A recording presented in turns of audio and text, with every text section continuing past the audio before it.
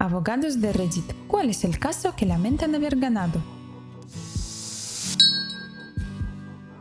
El derecho de familia es un poco diferente, ya que nunca se gane de verdad. Puede que consigas sentencias más favorables o mejores condiciones, pero a no ser que la parte contraria haya hecho algo ilegal o alucinantemente estúpido, nunca es una victoria decisiva en realidad. Aunque tuve un caso en el que mi cliente luchó mucho por el perro, y luego terminó entregándolo a un refugio. Maldito imbécil. La ex mujer recibió un aviso anónimo y pudo recuperarlo rápidamente. Hice un divorcio en el que el marido, al que yo representaba, quería cambiar la custodia de sus hijos por un juego de muebles de dormitorio. Los muebles del dormitorio ni siquiera eran una reliquia familiar. Eran muebles que probablemente podrías conseguir en un Roomstore o algo así. Sí, gané ese punto en particular, pero no me llenó de alegría. Todavía me pone mal. Por eso dejé el derecho de familia. Hago trabajo de menores, derecho penal y derecho de familia. Representé a este cliente primero cuando era un joven acusado de conducta desordenada en la escuela y peleas. Luego, cuando se convirtió en adulto, fue por cosas simples como la posesión de marihuana. A medida que crecía, me resultaba cada vez más fácil averiguar qué parte de su vida no había ido todo lo bien que podría, y trataba de aconsejarle y empujarle a mejorar. La noche de su cumpleaños número 21, fue acusado de conducir en estado de ebriedad. Por supuesto que me encargaré de eso también. Unos 6 meses más tarde, tenemos que ir al juzgado para el juicio, un lunes, y no se presenta, lo que en este momento de su vida es muy inusual. Mientras intento averiguar dónde está, el tribunal empieza a repasar las comparecencias y, de repente, 3 personas son acusadas de asesinato. El fiscal empieza a contar al juez los hechos / circunstancias del caso y menciona algunos nombres de las víctimas. Aparentemente, mi cliente estaba en una fiesta cuando estos 3 individuos decidieron supuestamente hacer un tiroteo. Mi cliente sufrió múltiples heridas de bala y no llegó al hospital, así que, por defecto, como no se puede procesar a una persona muerta, el Estado tiene que aceptar un sobreseimiento. Supongo que técnicamente es una victoria. En cualquier caso, fue un golpe para mí, ya que pensaba que había dado un giro a su vida. Lo hizo. Procesé un caso de asesinato. Un chico de 21 años empieza a salir con la exnovia de un tipo mayor. El tipo mayor, un verdadero matón, con conexiones sueltas con una banda local de moteros, iba por toda su pequeña ciudad hablando de cómo iba a patearle el culo al chico. El tipo mayor le envía unas fotos de su ex mientras se emborracha en un bar, y el chico le responde con un comentario inteligente. El tipo mayor va a la casa del chico para pelear con él. El chico le dispara una vez, y el tipo mayor muere. El jurado no se creyó la defensa propia ni la doctrina del castillo. Condenado por homicidio voluntario. 20 años. Quemó sus apelaciones sin suerte. Tengo un hijo de la edad del chico. Podría imaginarlo haciendo exactamente lo mismo si estuviera en una situación similar. Esa miauda me va a perseguir hasta que me muera. Sin duda alguna. Comencé a pensar en otro trabajo en el momento en que llegó el veredicto. Vaya. El tipo amenazó al chico. Entró en su casa sin ser invitado, borracho, con el propósito de causarle daño corporal, y el chico fue condenado por homicidio involuntario. Eso es una locura. Debe haber algunos detalles importantes que nos estamos perdiendo aquí. Una locura, pero sucedió. Y, sí, hay algunos detalles que se omiten, pero eso es más o menos las tripas del caso. Una mujer quería la custodia de su hija. Utilizamos la preferencia del Estado sobre la custodia que va a la madre, sesgo del juez, su mejor situación económica, y algunas basuras menores como sus calificaciones, y problemas de disciplina en la escuela para desacreditar al padre. Ni siquiera un mes después de que ganamos, la madre llama y dice que tenía un problema. Entonces ella explica que el problema era que su novio violó a su hija, y después de eso tuvo el descaro de pedir que tomemos su defensa. Una de las cosas que me hizo renunciar al trabajo por cuenta del Estado. Esa pobre chica. Su madre le falló totalmente. Representaba al gobierno en un tribunal de prestaciones sociales. El demandante era un hombre autista que luchaba por llegar a fin de mes, pero que se esforzaba al máximo por aportar todo lo que podía a la sociedad. Tenía un trabajo en el que su jefe era muy complaciente y era una persona muy comprensiva. Solo quería el dinero extra para hacerse la vida un poco más fácil. Lamentablemente, no tenía derecho a la prestación, pero creo que la merecía. Mi argumento final fue que, por mucho que empatizáramos con este hombre, por mucho que pensáramos que lo merecía, simplemente no cumplía los requisitos y el tribunal tenía que aplicar la ley. No tuvo éxito y, cuando salí del edificio para volver a mi oficina, estaba sentado fuera, en la acera, llorando. Esa imagen se me ha quedado grabada durante varios años. Es bastante desgarradora. Vi un caso que implicaba una demanda con desplazamiento de honorarios, lo que significa que si el demandante ganaba, los honorarios de sus abogados serían pagados por el demandado.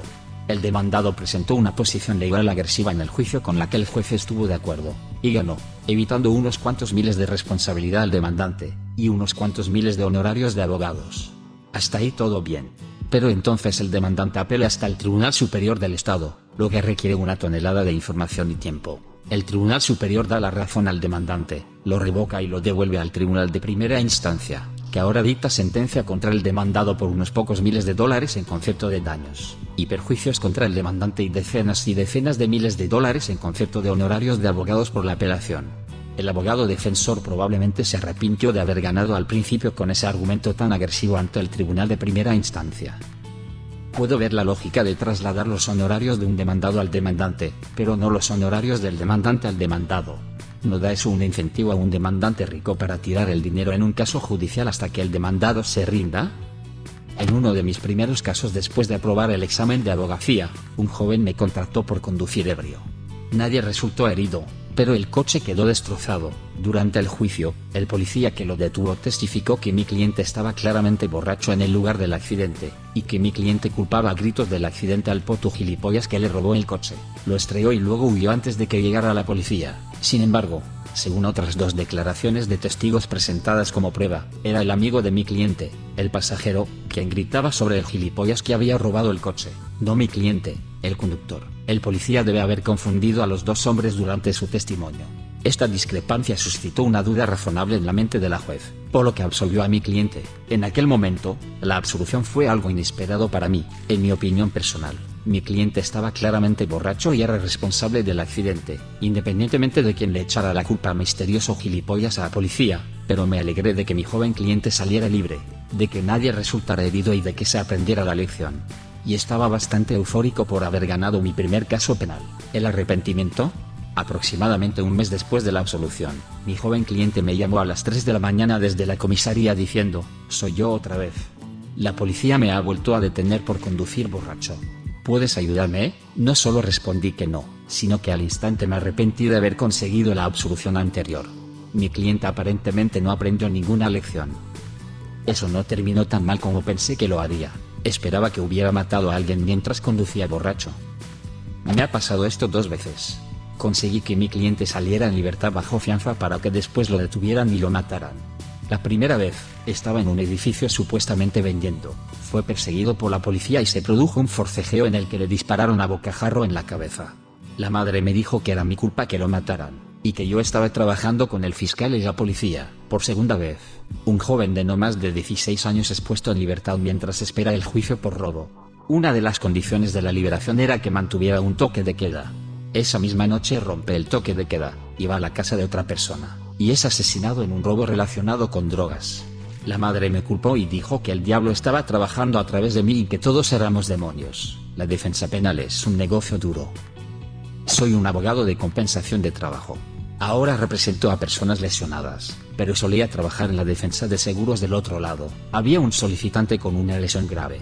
Se cayó de una escalera, se rompió la espalda con una fusión, se hundió el hombro, años de tratamiento, problemas internos, problemas psíquicos, realmente jodido, más del 50% de incapacidad permanente. Llevábamos 5 años y por fin llegaba el momento del acuerdo. Si comprábamos su futuro médico, el acuerdo era de 6 cifras. Este tipo era el único proveedor de su esposa y sus 2 hijos. Entonces descubrimos que tenía un cáncer cerebral agresivo. Se espera que viva solo un par de años, en el mejor de los casos. Por lo tanto, ya no podemos pagar los gastos médicos futuros. Todavía tenemos la incapacidad permanente por $60.000. Pero ya no podemos dar la compensación médica basada en una esperanza de vida de más de 25 años. Me sentí fatal por el tipo y su familia. El ajustador y yo intentamos que el seguro aceptara algún tipo de cantidad, como una indemnización de 5 años, pero los contables dijeron que no. El abogado sabía que no era yo quien tomaba la decisión. A pesar de que trabajó en el archivo de ese tipo por más de 5 años, decidió tomar $0 en honorarios. Tengo mucho respeto por ese abogado que rechazó más de $10.000 en honorarios para ayudar a su cliente en una situación de mierda. Me dedico al derecho de familia, y representé a un padre que había perdido la mayor parte de su custodia por el consumo de heroína y el encarcelamiento como resultado. Acudió a mí diciendo que estaba limpio, y que le iba bien y que tenía su vida resuelta, y lo comprobó. Llevaba casi 9 meses limpio, sin contar el tiempo de cárcel. y parecía sincero en su deseo de reanudar una relación plena con su hijo. La otra parte luchó ferozmente para mantenerlo con una custodia extremadamente pequeña y supervisada, pero nos impusimos y conseguimos una orden que restablecía una custodia parcial no supervisada bastante frecuente. Poco después, solo unos 3 meses después del caso, volvió a meterse en la heroína, vendió la mayoría de sus muebles y, para mí, lo que más me destroza el alma es que montó una farsa en GoFundMe para el cáncer de su hijo. Su hijo no tenía cáncer ni lo ha tenido nunca, así que ya sabéis a dónde iba ese dinero. Yo retiré mi comparecencia en ese momento, así que no sé lo que pasó después, pero imagino y espero que le hayan quitado la custodia. Básicamente, el resultado neto de ganar ese caso fue que el pobre chico tuvo que presenciar la recaída de su padre en la heroína y fue explotado por dinero. El peor caso que he ganado. Resolví un caso de daños personales para un tipo y le correspondían unos $5.000. Estaba en la cárcel. Guardé el dinero durante un par de meses, y cuando salió vino a buscar el dinero sin demora. Al día siguiente vino la policía y me preguntó si le conocía. Les expliqué que sí.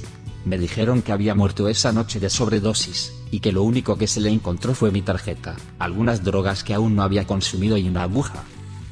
¿Tienes alguna historia similar? Deja un comentario. Y suscríbete al canal si quieres ver más videos como este.